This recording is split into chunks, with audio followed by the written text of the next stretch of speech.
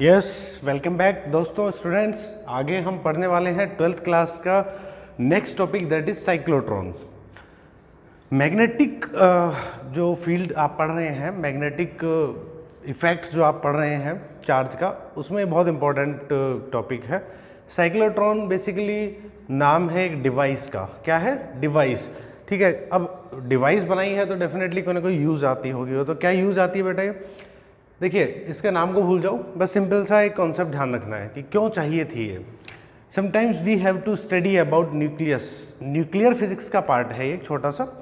Nucleus मतलब बहुत छोटे से, बहुत ज़्यादा छोटे से स्मॉल लेंथ को हम स्टडी करना चाहते हैं। तो कभी भी किसी चीज़ को स्टडी करते हैं तो हम क्या करते हैं, उसको ब्रेक करते करते उससे छोटे से छोटे एंड तक जाना चाहते हैं, एट द स्मॉलेस्ट एंड।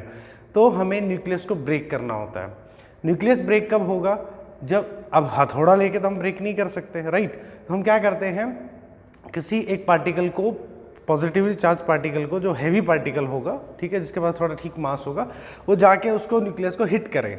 अब नॉर्मल हिट से तो नहीं टूट सकता, तो हम चाहते हैं कि बहुत ज़्यादा हाई एनर्जी और हाई वेलोसिटी से, मतलब कि बहुत ज़्यादा ऊर्जा और बहुत ज़्यादा वेग से जाकर वो उसको टक्कर मारे, हिट करे नाभिक को, तो हमारा काम हो सकता है। लेकिन अब बहुत ज़्यादा एनर्जी और बहुत ज़्यादा वेलोसिटी वाला पार्टिकल लाए कहाँ से? हम अपने आप ऐसे थ्रो तो नहीं कर सकते। तो सीधी सी बात आती है कि बहुत ज़्यादा वेलोसिटी होगी तो एनर्जी तो अपने आप बन जाएगी, बिकॉज एनर्जी क्या होती है? Kinetic energy half mv²। तो वेलोसिटी मुझे ज़्यादा चाहिए। वेलोसिटी बनाने के लिए क्या तरीका हमारे पास? वेलोसिटी इंक्रीज करने के लिए हमें चाहिए एक्सेलरेशन, त्वरण। आपने पढ़ा है 11th क्लास में। तो एक्सेलरेशन कहाँ से लाएं? एक्सेलरेशन कहाँ से आता है बेटा? फोर्स से आता है। किसी भी चीज़ पर अगर फोर्स अप्लाई करोगे तो क्या होगा? एक्सेलरेट होगा वो, राइट। कितना एक्सेलरेट होता है हम सब जानते हैं, इज टू F/m। अगर किसी चार्ज पर, किसी भी ऑब्जेक्ट पर F फोर्स लगता है, अगर वो उसका मास m है, तो उस पर इतना एक्सेलरेशन आएगा। वेलोसिटी कैसे इंक्रीज होगी? तो आंसर है सर v=u+at। जैसा एक्सेलरेशन जितने टाइम के लिए अप्लाई होगा उतनी ही वेलोसिटी इंक्रीज हो जाएगी, that will be the final velocity. ये हमने पढ़ा हुआ है। तो सर कैसे करें कि एक्सेलरेशन या फोर्स बने? तो एक तरीका मेरे दिमाग में आया, ठीक है। हम लोगों ने एक चीज़ सोची कि एक पॉजिटिवली चार्ज कोई प्लेट है, एक नेगेटिवली चार्ज कोई प्लेट है, इसके बीच में हम सब जानते हैं कि इलेक्ट्रिक फील्ड डेवलप होता है। पढ़ा है कि नहीं पढ़ा है? पढ़ा है, ठीक है। इलेक्ट्रिक फील्ड जो होता है, विद्युत क्षेत्र एक ऐसा बन गया, अगर मैं यहाँ पर किसी Q पॉजिटिव चार्ज को रखता हूँ, धनावेश को रखता हूँ, इस पर बल किधर लगेगा बच्चा? जल्दी बोल। इधर लगेगा। और कितना लगेगा? F=QE। लगेगा कि नहीं लगेगा? ठीक है। जैसे ही F लग गया तो बस, तो मेरा काम हो गया। यहाँ क्या मिल गया मुझे? QE/m। इतना एक्सेलरेशन मुझे मिल गया। तो ये एक्सेलरेट कर देगा कि नहीं कर देगा? ठीक है।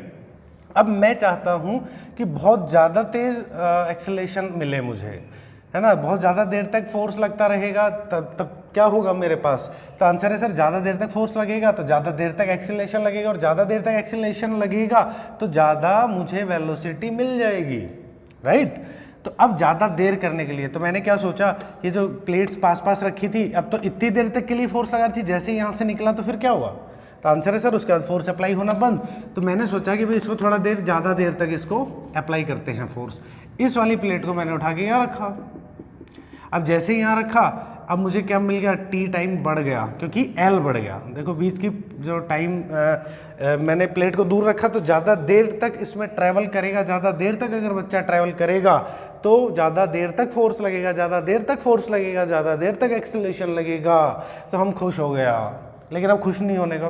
क्यों नहीं होने का? अगर मैंने जैसे ही टाइम बढ़ाया, L बढ़ाया, तो एक प्रॉब्लम आ गई।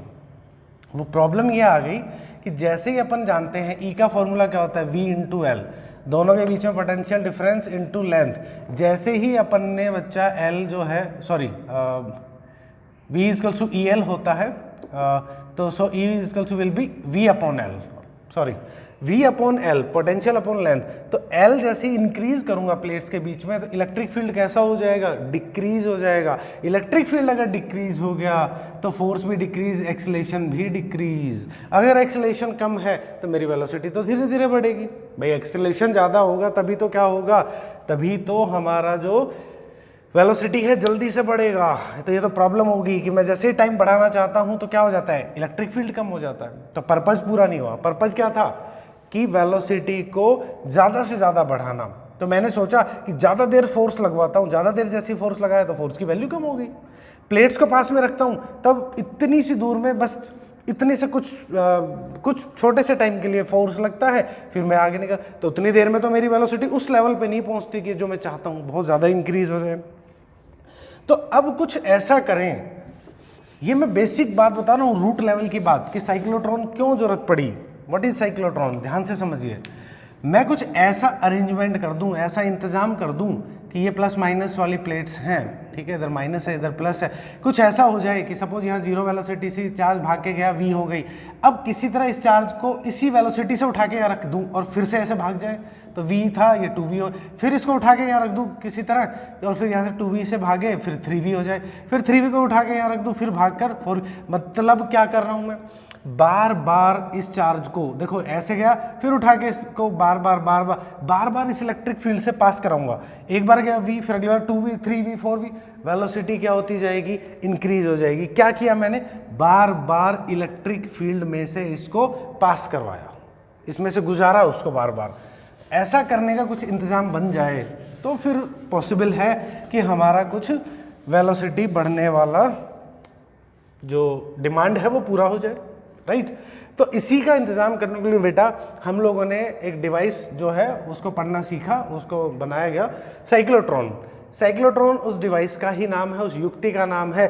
क्या करेगी वो, तो आंसर है सर साइक्लोट्रॉन एक ऐसी डिवाइस होती है जो किसी हैवी चार्ज पार्टिकल को, पॉजिटिवली चार्ज पार्टिकल को एक हाई एनर्जी या हाई वेलोसिटी प्रदान करती है, ठीक है। तो अब क्या करेंगे, उसको बनाएं कैसे, तो आंसर है देखिए अपने पास एक राउंड शेप का आपका टिफिन बॉक्स ले लीजिए, जो स्टील का टिफिन होता है, ढक्कन लगा हुआ बंद, ठीक है। ये आपका ढक्कन लगा हुआ टिफिन हो गया ऐसे, ठीक है, कुछ ऐसा दिखता है वो, है ना, ऐसा ही दिखाई देगा साइड से अपन देखें तो। इसको बीच से काट दीजिए ऐसे, जैसे मैंने बीच से काटा अब उसके दो टुकड़े बन जाएंगे। कैसे दो टुकड़े होंगे आप थोड़ा सा इमेजिन कर लें, मैं उसका टॉप व्यू दिखा रहा हूँ, ठीक है। ये ऐसे और इधर ऐसे मैंने इसको दो टुकड़ों में काट दिया। हालांकि ये ऐसे, ये थोड़ा सा इसमें मोटाई थिकनेस है, ये ऐसे ही रहता है बेटा, आपका टिफिन इस तरह से ही दिखेगा वो टिफिन। तो ये दो टुकड़े काट दिए मैंने, ये साइड व्यू आप देख रहे हैं या ऊपर से टॉप व्यू देख रहे हैं, दोनों चीज़ें समझ सकते हैं। ऊपर से देखेंगे दो टुकड़े कटे हुए दिखेंगे, बट इसका कुछ थिकनेस है, मतलब अब ये एक ऐसा डी हो गया, ठीक है, एक डी इधर बन गया, एक डी इधर बन गया, उसके बीच में क्या है, तो आंसर सर उसके बीच में गैप है, ये जगह है इसके बीच में। ये इसको अगर मैं पूरा ड्रॉ करके दिखाऊं कुछ इस तरह से, समझ में आ रहा है, इसके अंदर गैप है, इसके अंदर कोई चीज़ जाएगी तो हमें दिखाई देगी, ठीक है, गैप रहेगा इस दोनों के, दोनों कट कर दिया। अब क्या किया मैंने, यहाँ से इस प्लेट को और इस प्लेट को, इन दोनों के बीच को मैं यहाँ कनेक्ट कर देता हूँ। चलो यहाँ पर एक V वोल्टेज का बैटरी कनेक्ट किया, ठीक है। अब जैसे ही हमने वोल्टेज अप्लाई किया तो ये यहाँ एक इलेक्ट्रिक फील्ड डेवलप हो गया, ये प्लस बन गया, ये माइनस बन गया, इलेक्ट्रिक फील्ड की डायरेक्शन इधर बन गई। मैं इस प्लेट्स को यहाँ बना लेता हूँ, ये वाली जो प्लेट्स हैं इसका नाम दे दो D1, इसका नाम दे दो D2, इनको D ही बोलेंगे, ठीक है। ये D बन गया, ये D2 बन गया, ये प्लेट्स हो गई। अब जैसे ही कनेक्ट किया तो इलेक्ट्रिक फील्ड की डायरेक्शन किधर है, तो आंसर है सर ये प्लस का, ये माइनस का, देखो ये प्लस से जुड़ा है, ये माइनस से जुड़ा है, तो इलेक्ट्रिक फील्ड इधर है, ठीक है। लेकिन ऐसे काम नहीं चलेगा, तो दूसरा तरीका क्या सोचा, इसमें इलेक्ट्रिक फील्ड सिर्फ एक ही डायरेक्शन में रह रहा है, तो अब एक दूसरी चीज़ सोचेंगे। देखिए क्या सोचेंगे, हमने जो इसमें कनेक्ट किया इस और इसके बीच में जो अगर कनेक्शन किया, यहाँ पे एक साइड में कर देते हैं, यहाँ पर जो मैंने कनेक्शन किया, ये किया हमने ऑसिलेटर AC, मतलब प्रत्यावर्ती धारा।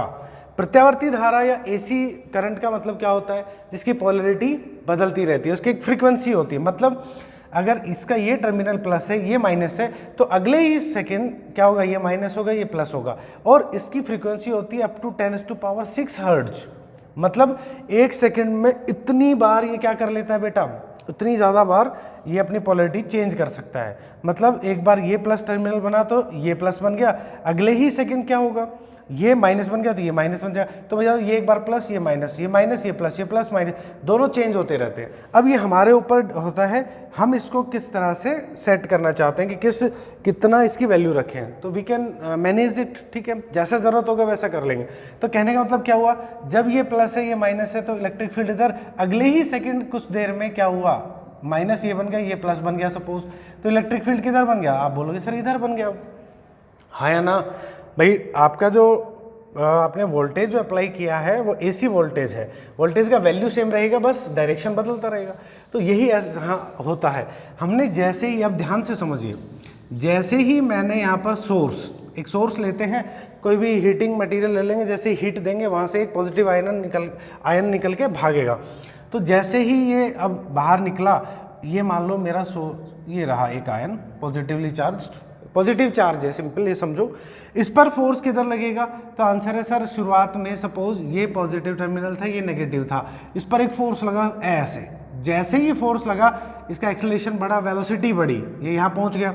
जैसे ही बेटा ये यहाँ पहुँचता है, अब डी के जो अंदर है, जैसे डी के अंदर एंटर करेगा, क्योंकि वहाँ उसको खाली गैप मिला हुआ है, ऐसे खाली गैप है, ये ऐसे, ये दिखेगा मुझे, इसमें जाके अंदर घुसेगा ऐसे। तो जैसे ही अंदर जाएगा, डी के अंदर इलेक्ट्रिक फील्ड जीरो होता है, मतलब इधर इलेक्ट्रिक फील्ड जीरो है अब, और इस डी के अंदर भी इलेक्ट्रिक फील्ड जीरो, ये कुछ ऐसे है ये, ठीक है। तो क्या होगा अब, जैसे ही अंदर जाएगा, अब यहाँ पर जैसे पहुँच गया, अब दूसरी चीज़ को समझिए, इतने ही टाइम में ये जो पोलैरिटी है ये मान लो चेंज हो गई, पोलैरिटी मतलब ध्रुवता, ये माइनस बन गई प्लस। अब इलेक्ट्रिक फील्ड किधर बन गया? तो आंसर है सर, ये इलेक्ट्रिक फील्ड बन गया इस दिशा में। तो अब इस पर फोर्स किधर लगेगा? तो आंसर है सर, इधर लगेगा। बट अब एक चीज़ ध्यान से सोचो, ये चार्ज तो यहाँ पहुँच चुका है इसके अंदर, इलेक्ट्रिक फील्ड सिर्फ किसके बीच है? तो आंसर इन दो प्लेट्स के बीच है। अब इस पे इधर इलेक्ट्रिक फील्ड ये तब लगे जब ये कहाँ आ जाए, इस खाली गैप के अंदर आ जाए। जैसे ही ये चार्ज यहाँ पहुँचेगा, तब तो इसको ये धकेल देगा, ये ऐसे, और वेलोसिटी बढ़ा देगा। लेकिन ये आए कैसे?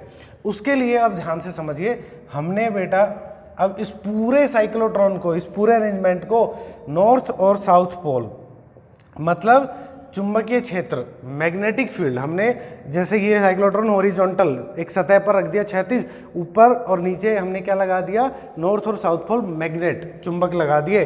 अब मैग्नेटिक फील्ड किधर लग रहा है? तो आंसर है सर, मैग्नेटिक फील्ड ऐसे नीचे की तरफ लग रहा है।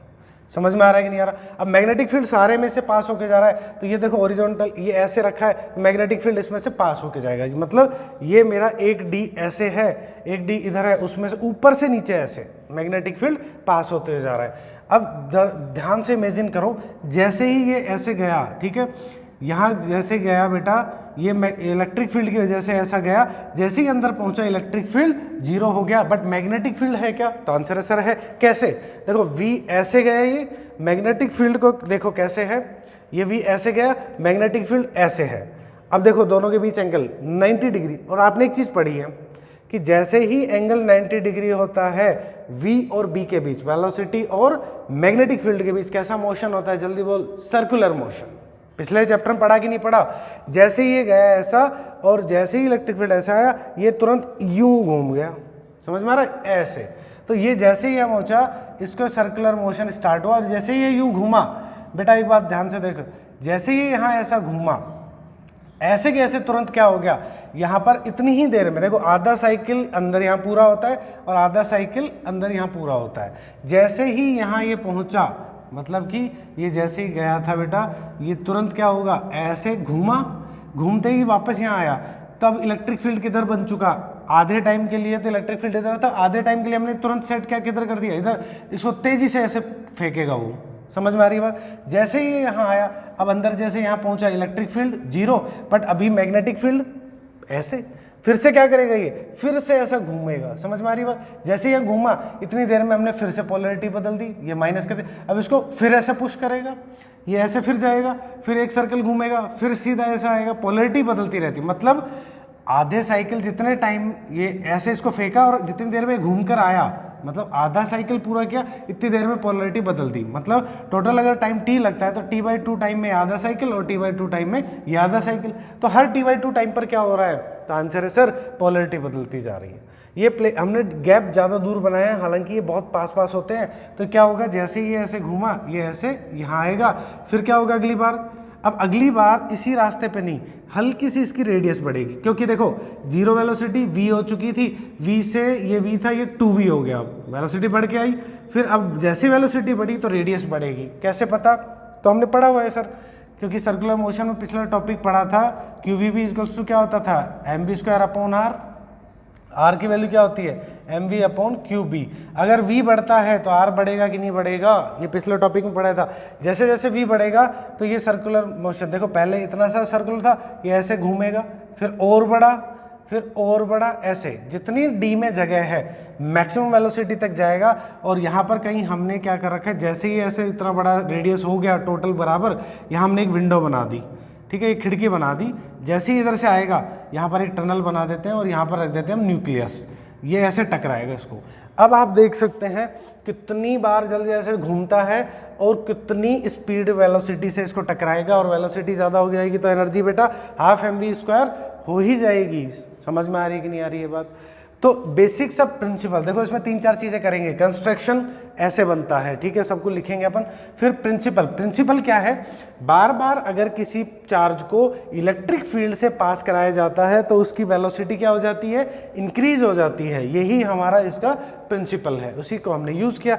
यहाँ से रेडियस निकाल सकते हो, वेलोसिटी भी निकाल सकते हो, और वेलोसिटी निकल जाएगी तो r ओमेगा रख के ओमेगा भी निकाल सकते हो, ओमेगा निकल जाएगा तो टाइम पीरियड भी निकल जाएगा, टाइम पीरियड निकल जाएगा।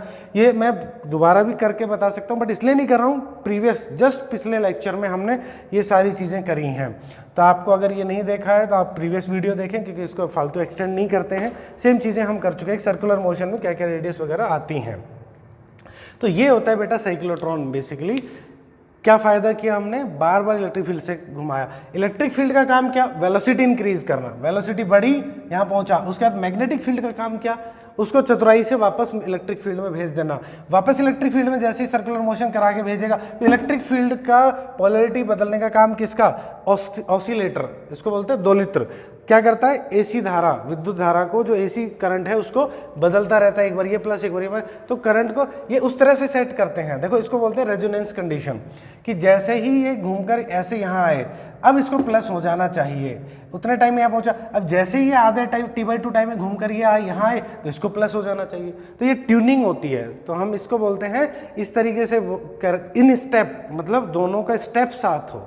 अगर किसी कारण से हमने क्या किया कि ये जो टाइम, मतलब जैसे ही यहाँ पहुँचा ये प्लस नहीं बना, ये आगे पीछे टाइम गैप हो गया, हम बोलेंगे आउट ऑफ स्टेप हो गया हमारा साइक्लोट्रॉन। आउट ऑफ स्टेप मतलब दोनों चीज़ें साथ काम नहीं करी, साथ काम नहीं करी तो हमारी प्रोसेस खराब हो जाएगी। तो पोलैरिटी साथ बदलनी चाहिए, और ये जैसे घूम कर यहाँ है तो बार बार ऐसे होना चाहिए। तो आप लोग नोट्स में देखेंगे, आपको एक कॉन्सेप्ट समझ में आएगा। और जो कैलकुलेशन है फिर से बता देता हूँ, QVB क्या है, Q चार्ज है, V वेलोसिटी से, B मैग्नेटिक फील्ड अप्लाइड है, M उसका मास है इस चार्ज का, V वेलोसिटी, R ये। तो जिस वेलोसिटी से वो उसको मिलता जाता है उसको हमने ये देखा कि सर्कुलर मोशन कब करता है वो। तो आंसर है सर, जो सेंट्रीपिटल फोर्स है वो मिलता होगा, किसकी वजह से मिलता है, QVB की वजह से मिलता है। R हमें मिल गया, यहाँ से V मिल जाएगा, तो काइनेटिक एनर्जी क्या हो जाएगी बेटा, तो आंसर है सर हाफ mv²। समझ में आ रही है कि नहीं आ रही बात? तो ये हम पढ़ सकते हैं। मैक्सिमम वेलोसिटी कैसे निकालेगी, तो सर जब रेडियस सबसे बड़ी हो जाएगी तब मैक्सिमम वेलोसिटी हो जाएगी। तो सारी चीज़ें हम निकाल सकते हैं। तो नेक्स्ट लेक्चर में मिलते हैं, तब तक आप इसको पढ़िए। कोई प्रॉब्लम है तो ज़रूर कमेंट कीजिए या मुझे बताइए। Thank you.